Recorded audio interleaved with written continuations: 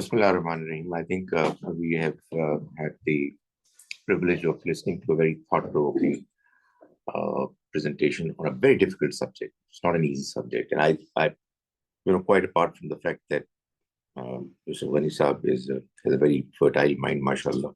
I think he has had a privileged advantage of having a very good family. I mean, he was time and again talking about that lab at home.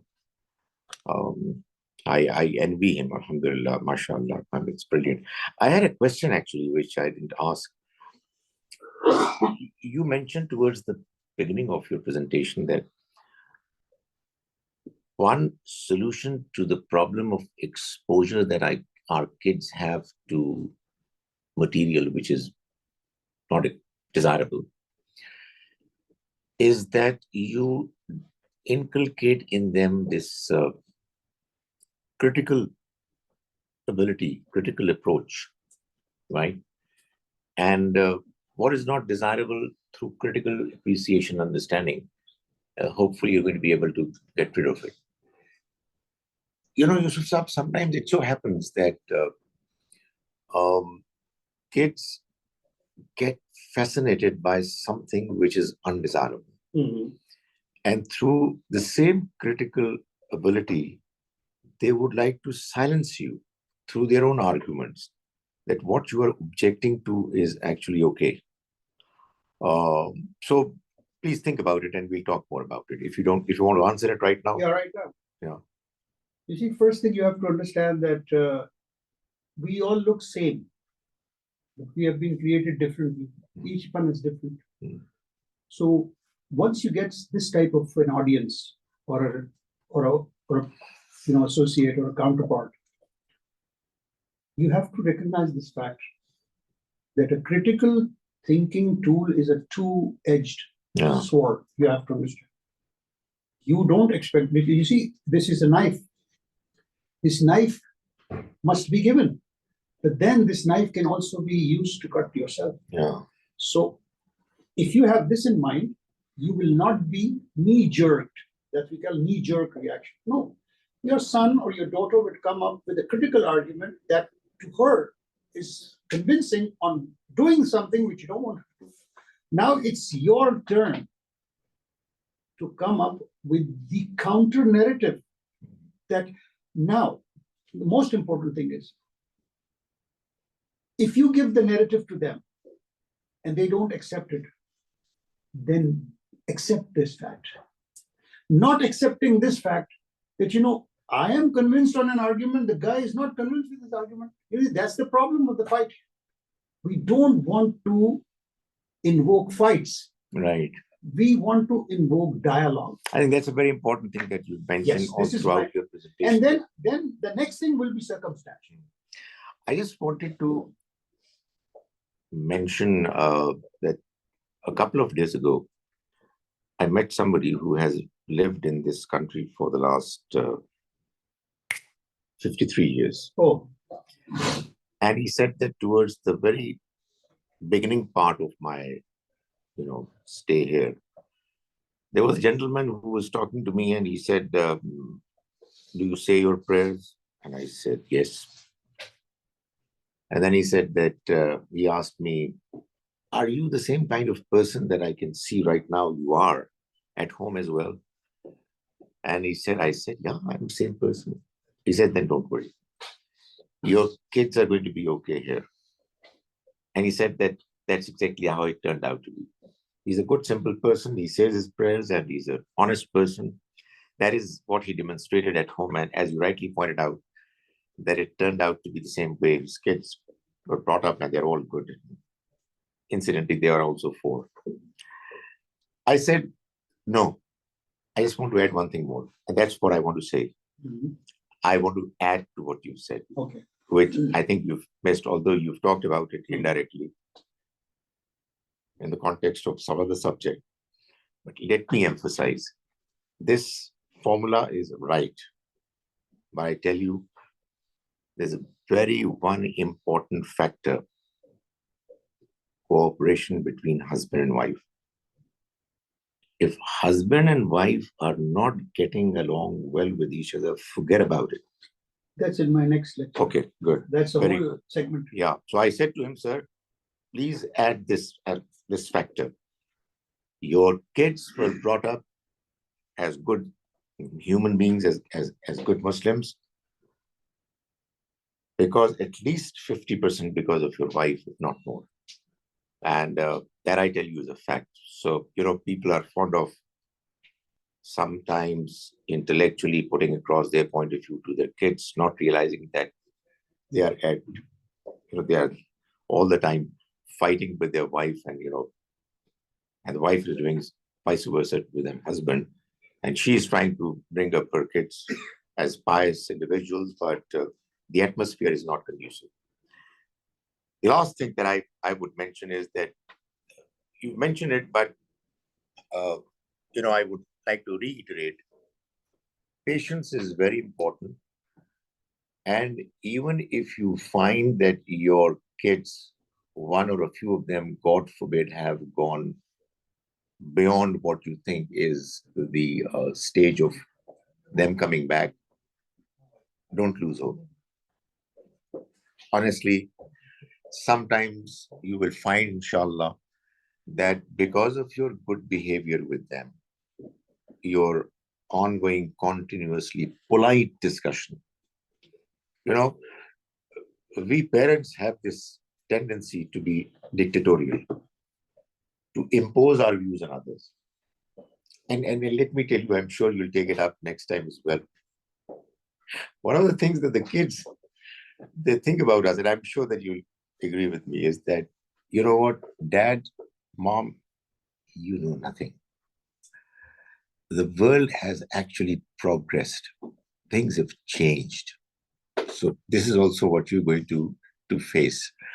And please address it in the next session. This is what the challenge is all about. Yeah. I discussed this. Yeah. This is no more than accepting what you say. Yeah, so that's the problem.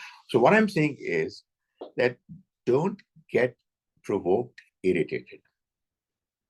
Be patient, talk to them politely, listen to their views, tell them about your point of view. As you rightly pointed out, I mean, if Nuh alayhi salam was not able to influence his fourth son, then we should have no, strong expectations about ourselves that our performance is going to be fault-free. But inshallah, in most cases, even if your son, daughter at some stage has gone beyond your acceptable limits, don't sever, cut off your relationship with him, her. Quite often I come across, I get this question from parents, and I'm not talking about one case, I'm talking about many such cases, that our daughter or son has gotten married to somebody and we don't accept it for, at times, good reasons. And we have abandoned them. And I actually beg, please don't abandon them. You have no right to abandon them. Please continue to be in touch with them. He is your son. She's your daughter. And I can assure you, sooner or later, it's going to do the trick.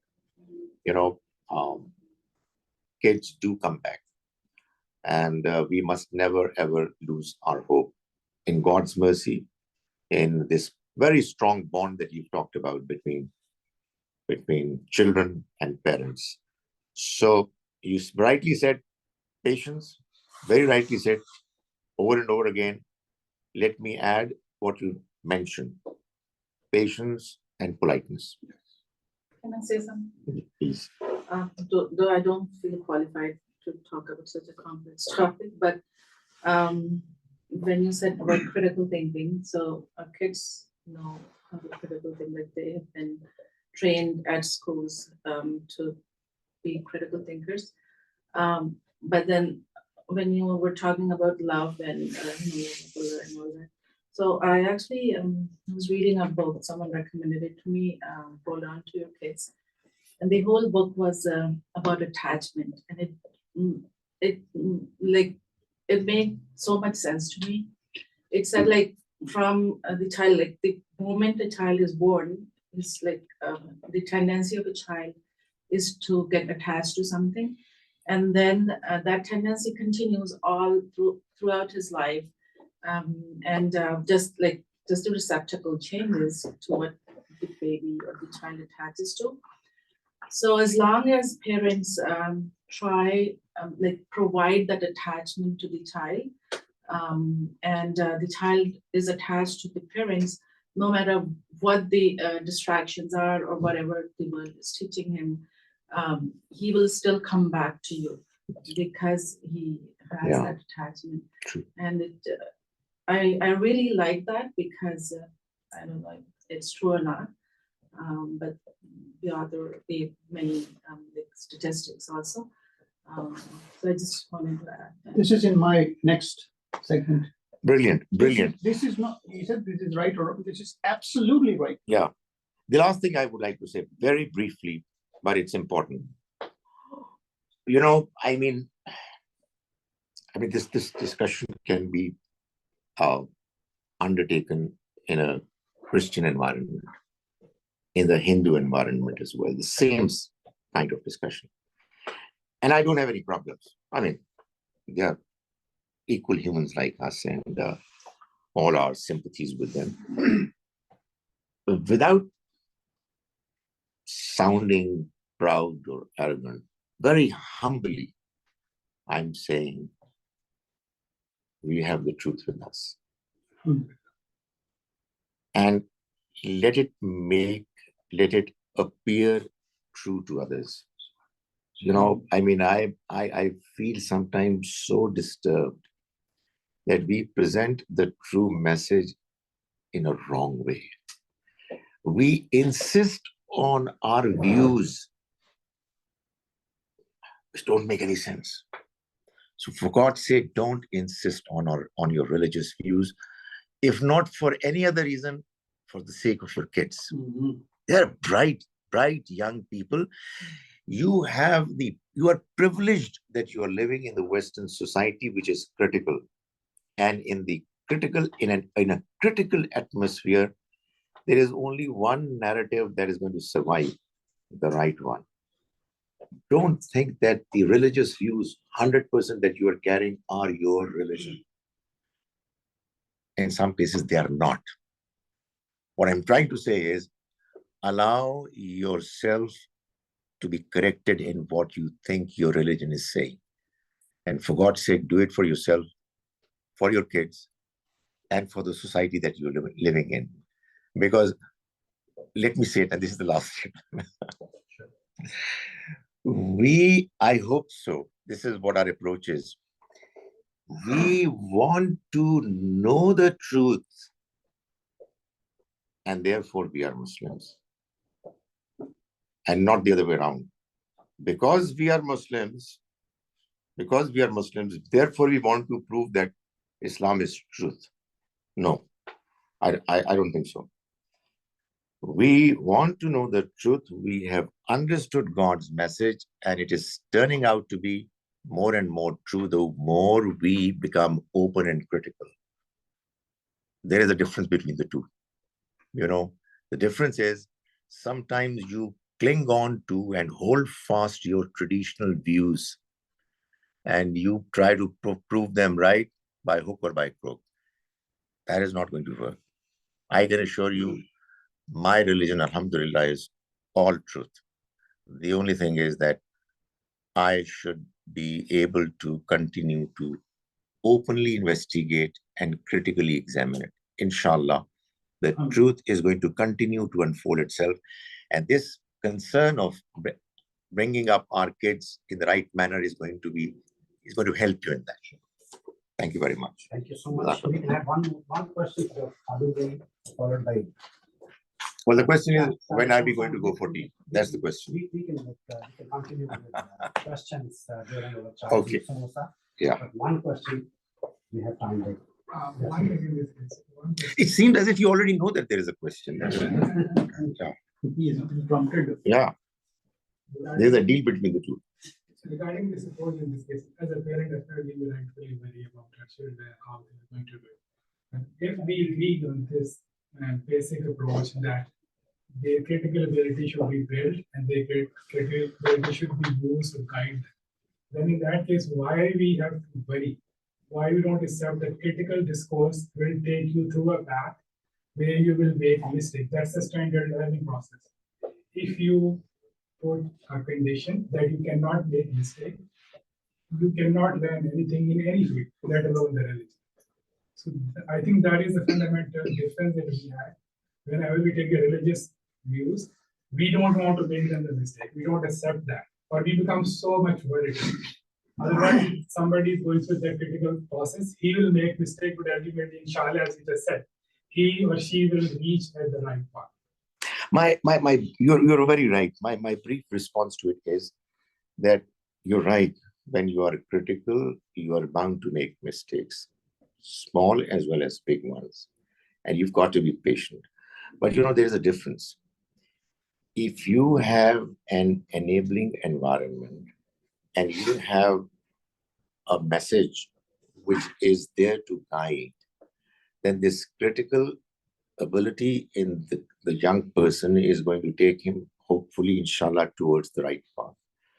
But if there is nothing to guide the person, then there is a great danger that the person might go towards another path which may not be acceptable to us. So I think we have to play this role in a very balanced way. It's something delicate, but we should, like, for instance, if a kid is talking to you about a religious issue, why gays, lesbians are not acceptable, we'll tell them very politely. We will not try to impose our views on them. Let them think about it on their own. And hopefully they'll come to us and agree with us, or else we will understand our mistake. So let this dialogue go on. And inshallah, because we have this advantage of having the truth with us, it should appear to be true. And making it appear to be true entails that we have to be polite. We have to come up with arguments. And as he rightly pointed out over and over again, we have to be patient. Patience is the pillar. Yeah. Patience Thank you is so the much. pillar. And don't miss our next Sunday, October 22nd, the same like Dr. Yusuf Hanibhai and Dr. Khalid Zaheer go to continue this discussion. And now during G, we can continue. I again re-emphasize that whatever I've spoken, I have a transcript. Yeah. I'll give the email. You can request the transcript because if somebody is late, so I'll give. And the next lecture transcript is also there, so you can go through whenever you want. Yeah. So I'll give you the email address next time. Thank you. Thank you. Please, Jazakallah. please Jazakallah. proceed for the tea. Well-deserved tea.